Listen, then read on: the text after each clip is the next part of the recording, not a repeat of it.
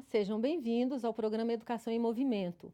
Nossas discussões de hoje se voltam para a Lei Federal 13.415 de 2017, mais conhecida como a Lei da Reforma do Ensino Médio. A legislação ligada à Base Nacional Comum Curricular teve mudanças ou prevê mudanças muito importantes, não é? Como, por exemplo, a carga horária escolar e a flexibilização do currículo.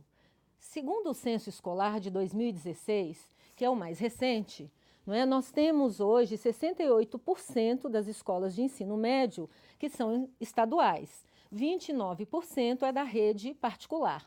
Além disso, quase 90% das escolas com ensino médio estão na zona urbana e apenas 10% na zona rural.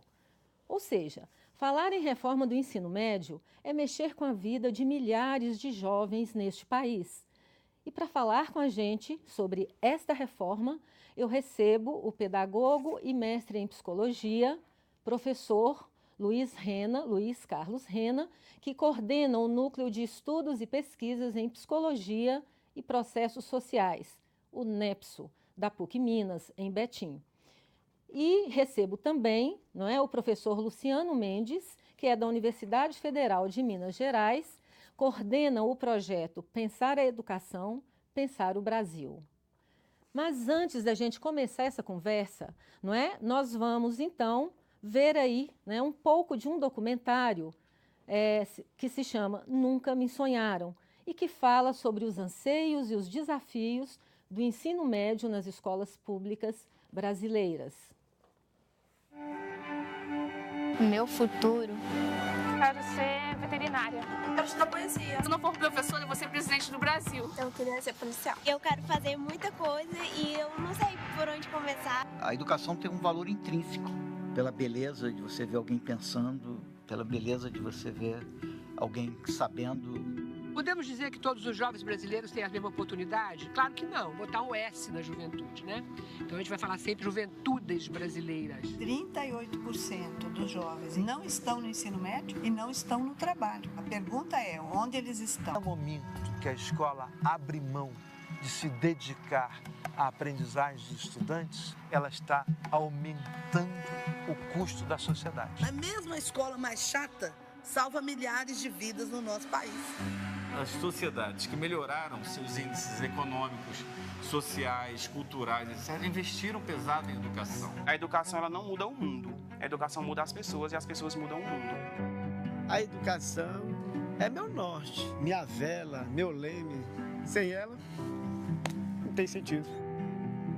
Tem muito sonho, muita ideia, pouca gente escutando para realizar. É essa força que a gente sente, esse poder. Eu sou um defeito de fábrica. Dizem que os jovens são o futuro da pátria.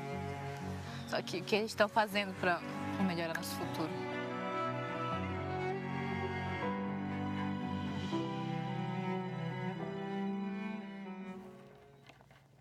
Bom, gente, né, agradeço muito a presença do Luciano, agradeço muito também a presença do Luiz, não é, que são professores, investigadores, que estão muito preocupados com a questão das juventudes, não é? E da escola que é feita para eles, não é? O ensino médio. Olha só, vocês conheciam o documentário? O que vocês podem, não é, nos falar aí sobre, na verdade, um trecho, né, de um documentário cujo nome é muito significativo, não é? Nunca Me Sonharam.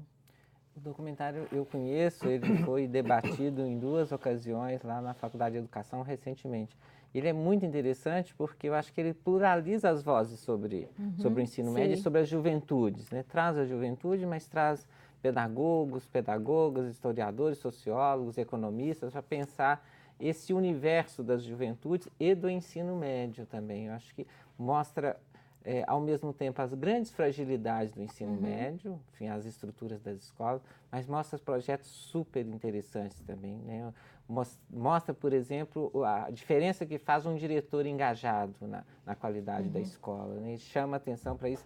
O cara inventa, leva os meninos para jogar futebol e daí ele transforma isso num projeto da escola. Então, acho que, ao mesmo tempo, pensa as angústias da juventude. São muitos. Os meninos são muitas, né?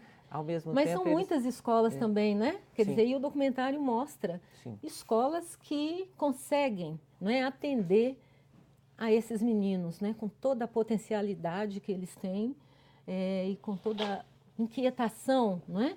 Que é própria desse menino, dessa menina, não é? Esse documentário me lembra um outro, produzido há 20 anos atrás, no interior de Goiás, que era Sonho de Criança.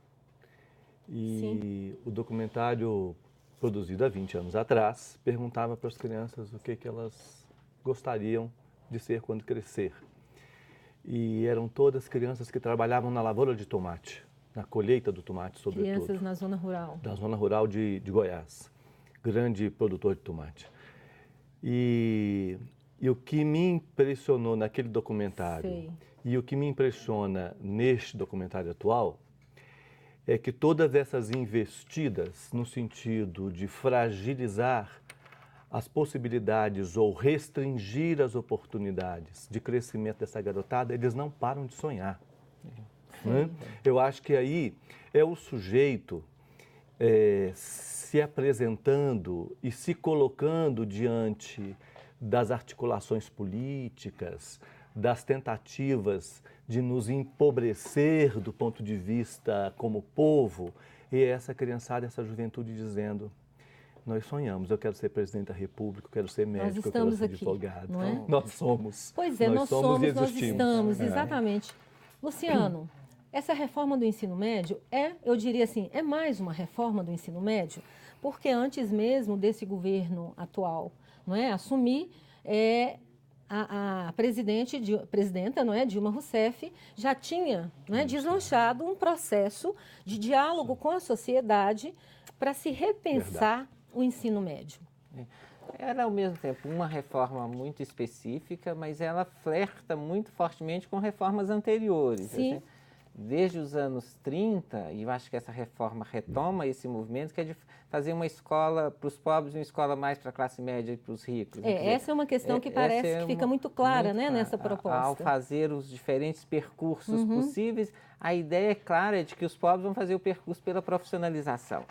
E ela, então, os outros podem ir para a universidade. Como o problema é que os meninos e as meninas teimam em querer ir também fazer um percurso mais longo. Mas ela flerta também com a reforma de 1971, que é a reforma que tornou obrigatória a profissionalização do ensino de segundo grau à época, na reformando o ensino primário e secundário, porque ela submete muito fortemente a educação às perspectivas econômicas. Ao mercado. Ao mercado, mas não só ao mercado especificamente e diretamente, imediatamente. Essa ideia de que nós existimos como homos econômicos, né? Ou seja, nós existimos para trabalhar, para produzir, etc., que não tem outras dimensões que a escola deve acolher. Eu acho que, nesse sentido, os meninos estão dizendo do documentário, nós queremos uma escola que seja muito mais do que isso, que forme muito mais do que para o mercado de trabalho. Mas essa é a lógica que me parece que orienta a ideia da reforma. É um aspecto que me parece, assim, bastante consensual, né? Quando a gente escuta, quando a gente lê,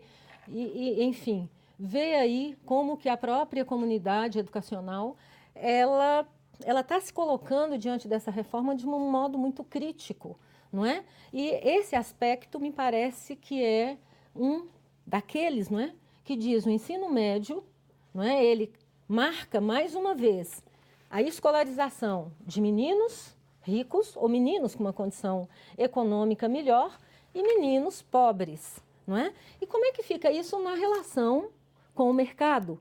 Né? Porque é essa lógica da produção e da produtividade que está sendo, de alguma maneira, imposta nesta reforma.